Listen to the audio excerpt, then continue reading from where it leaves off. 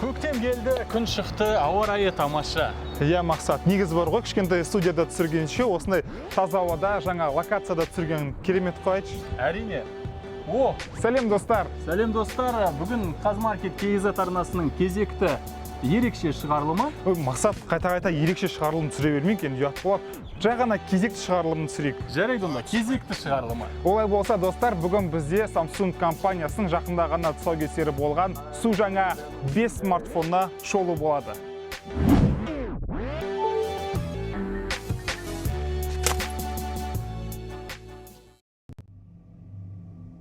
Samsung биыл бәрін таңғалдырды. Құдды бір компания басшылары өзінің қызметкерлеріне әйбәтләп тұрып ұрысқан сияқты. Адамдардың айтқанына құлақ асыңдар, тыңдаңдар деп.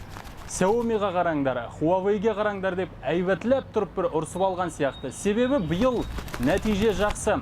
Samsung'тың орта таптағы сегменттері қолжетімді бола бастады. Оның үстіне дәл осы орта тап сегментіне Samsung флагманның барлық дерлік функциясын қосып жатыр екен. Жалпы Samsung'тың бюджетті Galaxy J сериясынан бас тарту мүмкін деген сыбыс сонау қыркүйек айында пайда болған болатын. Бүгінде сол сыбыс шындыққа айналды. Компанияның айтуы бойынша кезіндегі Galaxy J сериясындағы смартфондар болмайды. Оның орнына жаңа да заманауи A сериясы нарықты жаулайды. Достар, ендеше негізгі шолуымызды бастайық. Біздің алдымызда 1, 2, 3, 4, 5 смартфон жатыр. Яғни бұл жерде мына қызыл смартфон Раван A20. Иә. Мынау екіншісі A30. Мына жердегі жатқаны A40 және A50 мен A70. Айта кетерлік жағдай, біз бүгінгі шолуда негіз ретінде осы A50-ге жасайтын боламыз. Қалған смартфондарды сәйкесінше салыстырып отырамыз. 50-дің артқы жағында 3 камера және 70-дің артқы жағында 3 камера. Қалған үшеуінде 40-30-20-да қосарланған камера. Және де 40-30-20-да бізде артқы жағында сканер, саусақ ізінің сканері бар. Ал 50 мен 70-те мына дисплейдің астында саусақ ізінің сенсоры орналасқан. Жасалу материалдарына келетін болсақ, барлығы дерлік бізде 3D гластиктан жасалған. Жалпы гластик деген не деп ойлайсың, Мақсат? Пластик қой. Пластик, иә, сыртқа шыны сияқты көрінгенмен барлығы ол поликарбонаттан жасалған материал. Иә, 3D гластик дейтін. Астыңғы жағында барлық смартфондарда да мына ұяшықтары, қуаттағыш ұяшығы және 3,5 мм аудио ұяшығы барлығы бірдей және динамик орналасқан. Барлық смартфондарға тән бір ерекшелік, мына сим-карта ұяшығы мына сол жағында орналасқан, және де бір ұнайтын жері, бұған біз 2 сим-карта және 1 SD карта салатын мүмкіндік бар. Оң жағында бізде мына құлып қою батырмасы және де дыбыс реттегіш батырмасы. Мақсат, қалай ойлайсың, бұлай ұстағанға қандай сезім? Мысалы, біз Oppo'ны шолу істеген кезде бұл батырмалары әлсіз деп сынаған болатынбыз. Бұл смартфонда қалай? Иә, Oppo'ныкі былқылдап тұрушы еді. Samsung'тың құрастырылуы негізі ешқандай жаман көрініп тұрған жоқ, және де ұстаған кезде де жақсы сезіліп тұр. Бірақ та бір ұнамайтын жері мына 20-30-40 смартфондарында құлыптан шешетін, яғни саусақ іздің сканері тым биік орналасқан сияқты, иә? Мысалы, сен смартфонды ұстап көрші, сен ұстағанда қалай ұстайсың? Міне менің қарапайым ұстауым, иә? Менікі де көрінбе? Міне, саусақ мына жерде, оны құлыптан шешу үшін саусақты жоғары көтеріп, немесе смартфонды астына қарай түсіру керек, ыңғайсыздау, иә? Айта кетерлік жағдай, бұл жерде көрермендер біздің Раван екеуміздің саусағымыз қысқа деп ойлап қалмасын. Және де A50 мен A70-ке пластик корпус деген менің ойымша енді дұрыс емес. Мысалы, Redmi Note 7-ні алсаң да 80 мың теңгеге саған шыны корпусты ұсынады, иә? Ал мәселен, бұлар 80 емес, 80-нен жоғары 100-110 мың теңге. Мысалы, A40-тың өзі бізде 100 мың тұрса, A50 115 мың теңге, A70 одан да қымбатырақ. Дисплей туралы айтатын болсақ, бұлардың барлығында супер AMOLED, әрине Samsung болғаннан кейін, диагоналына келетін болсақ 6-да 4. Айырмашылық тек қана A40-та біздің A40 ең кішкентай, ең кішкентай, яғни 5-те 9 диагональ, ал 70-те осы 5 смартфонның ішіндегі ең үлкені бұл жерде 6-да 7 дюйм. Ал дисплейінің өлшеміне келетін болсақ, бұл жерде бізде 19-да 5-тің 9-ға қатынасындай. A70 смартфонда 20-5-тің 9-ға қатынасында, яғни Sony-дің флагмандары сияқты, Иә, бұл әсіресе жаңағы кино көргенде керемет әсер береді. Иә. Және де дисплейдің сапасына келетін болсақ, қандай рұқсатта мысалы түсіреді дегенде, бізде HD, Full HD барлығында, иә, барлығын дерлік Full HD, тек қана мына A20-да бізде HD+. Тағы да ерекшеліктері мақсат Always on Display технологиясын орнату әрине оңай. A70-те де бар ол? A50-де бар, A30-да бар, A40-та бар, бірақ та A20 мен A10-да Always on Display'ді орнатпаған. Жаңа ғана айта кеттік, бізде A50 мен A70-те Gorilla Glass-тың 3-ші ұрпағымен қорғалған. Иә, бұл жерде көрдіңіздер, өткен шолуларда білесіздер, орта сегменттегі смартфондардың өзі қытайлықтар қазір ең соңғы үлгідегі Gorilla Glass 6-ны қойып отыр, бірақ енді Samsung орта тап болғаннан кейін 3-ті қоя салған сияқты. Айта кетерлігі, осы орта сегменттерде де жаңағы Samsung-тың өзінің флагмандарында да S10, S10 плюстарында жиексіз ғып жасауға тырысқан Samsung. Бірақ та жиексіз болғанымен мына A50-де, A30-да астыңғы иектері, подбородок дейді орысша айтқанда, жиектері үлкенірек, салыстырмалы түрде. Бірақ та бұл смартфондарды біз J сериясының орнын басушы ретінде қарастыратын болсақ, алдыға жылжу едәуір бар. Едәуір, әрине. Барлығының сапасы жағынан бұлар мықты болып тұр ғой J сериясына. J сериясына қарағанда сөзсіз алдыға жылжыған. Осы жерде айта кетерлігі, Рауан мына барлығында да фронталды камерасы дисплейінде тамшы тәріздесі орнатылған. Баптауларында бұны мына A70-те және A50, сонымен қатар 40 пен 30-да алып тастауға болады. A20-да ондай мүмкіншілік жоқ. Достар, енді осы смартфондардың камераларына келейік. A50-де бізде 3 камера, бұл да негізгі модулі 25 мегапиксель, апертурасы 1.7. Қосымша модулі, яғни артқы фонды бұлдырлататын, ол 5 мегапиксельді 2.2 апертурасымен. Келесі модуль, ол кең бұрышты модуль, ол бізде 8 мегапиксельді және де апертурасы 2.2.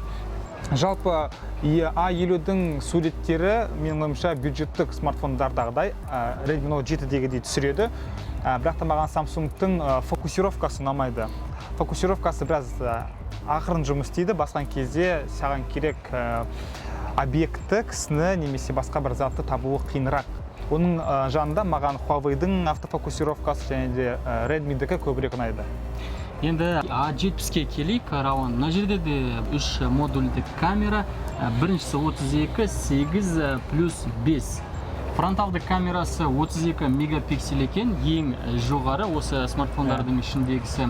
Мына екі смартфонда біз тесттен өткізген кезде, құрметті достар, түнде жалпы кішкене суретті шайып кету мүмкін, флагман емес, флагманға жетпейді. Бірақ енді күндізгі сурет сапасы менің ойымша флагмандардан қалыспайды, Рауан. Әрине қалыспайды. Ал мақсат, мысалы, мен сияқты фото түсірген жақсы көретін адамдар үшін бұл жерде бізде фотосүйер қауым үшін Google камераны жүктеп алған дұрысырақ, себебі кез келген баптауларды сіз өзіңіз қолмен өзгерте аласыз. Өте керемет қосымша. Ал енді видеосы туралы.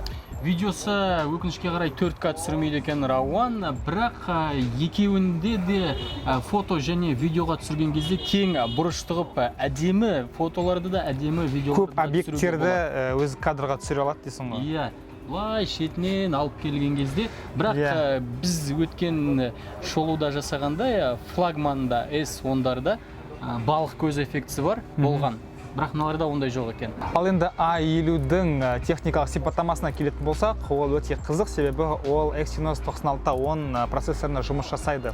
Жалпы Exynos 9610 дегеніміз ол қазіргі таңдағы Snapdragon 660-тың тікелей бәсекелесі. Ал біз алдында шолу істеген Zenfone Max Pro M2 де, Xiaomi Mi A2 смартфондарда осы 660 процессорына жұмыс істейді. Салыстыратын болсақ, Exynos 9610 оларға қарағанда жаңарақ және кішкене тезірек. Қалғандарына келетін болсақ, жалпы олар A50-ге қарағанда әлсіз. Ойын үшін смартфон іздесеңіздер, A20, A30, A40 смартфондарын қарастырып керек емес. A50-ден бастау керек, және де A70. Ал енді аккумулятор жайлы, яғни қуаты жайлы айтатын болсақ, мақсатына бізде A20, A30, A50 4000 мАч жұмыс жасайды, сенде? Ең көлемі үлкені бұл жерде A70 4500 мАч.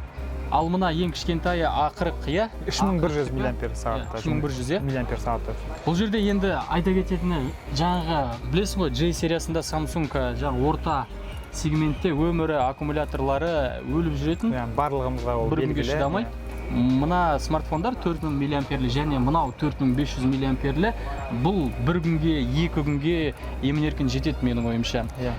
Бірақ енді айта кетерлігі, Рауан бір жағдай видеоны максималды түрде, максималды жарығында 12 сағат бойы ғана ойнатты. Бұның жаңағы флагман смартфондары Samsung-тың S сериясындағы S10-дар 18 сағат бойы видеоны ойнатқан болатын.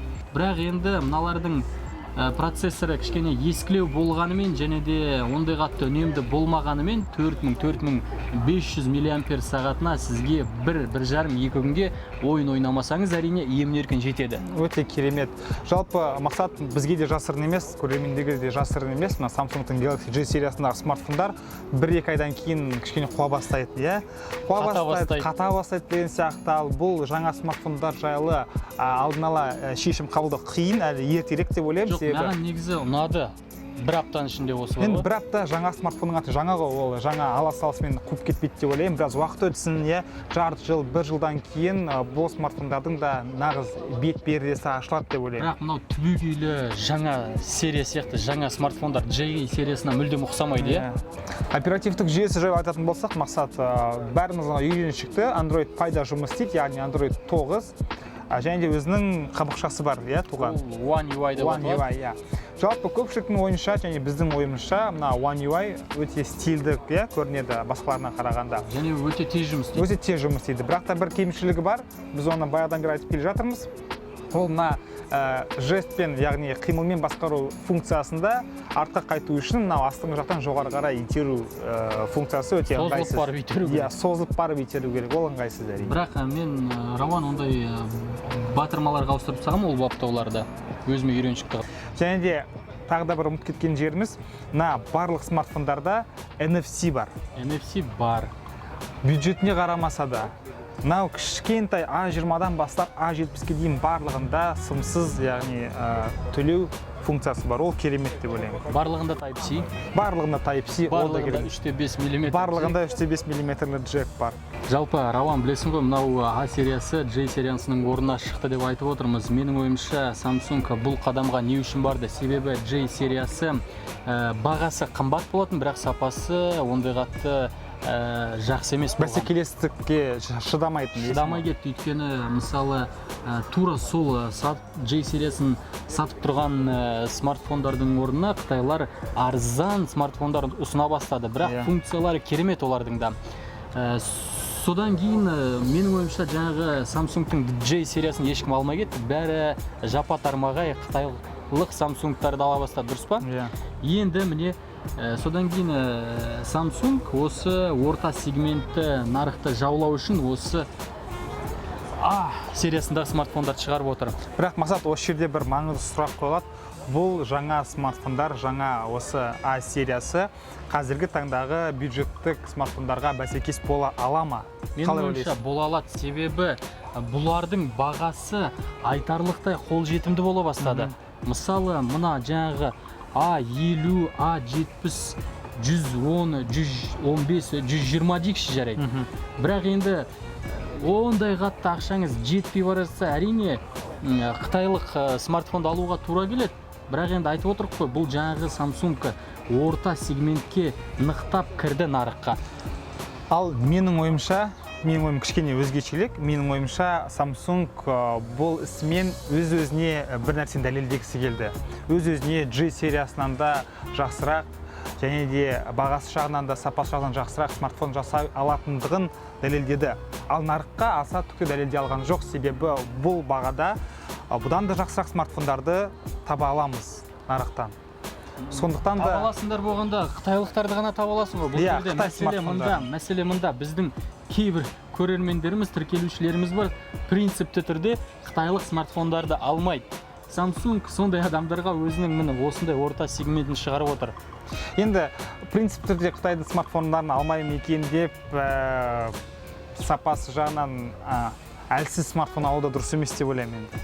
Енді әркімнің көзқарасы әртүрлі. Мысалы, мен алатын болсам, жаңағы Xiaomi Redmi Note 7 мен осы A50-ді немесе A70-ті үшеуін қарастыратын едім. Бірақ енді ең арзаны сол 7 болатын шығар. Ал мен Олар ондай қатты қымбат емес, енді сөздің ішінде. Ал мен үстінен баға қосып A80-ді алатын едім. Достар, жақында ғана бізде өте жақсы хабар болды. Samsung A80 атты өте жақсы смартфон ұсынды. Бұл смартфонға менің ойымша алдағы тағы да Жеке бөлек алып шолу жасау керек сияқты. Сонымен қорытындылайық. Құрметті Қазмаркет KZ арнасының көрермендері, бүгінгі шолу осымен аяқталды. Каналға жазылыңыздар, лайк басыңыздар, пікір қалдырыңыздар, мына жерде қоңыраушаны басуды ұмытпаңыздар. Бүгін кезекті шығарылым болса да, мынандай таза ауада өте керемет әсер алып отырмыз. Сонымен көріскенше сау.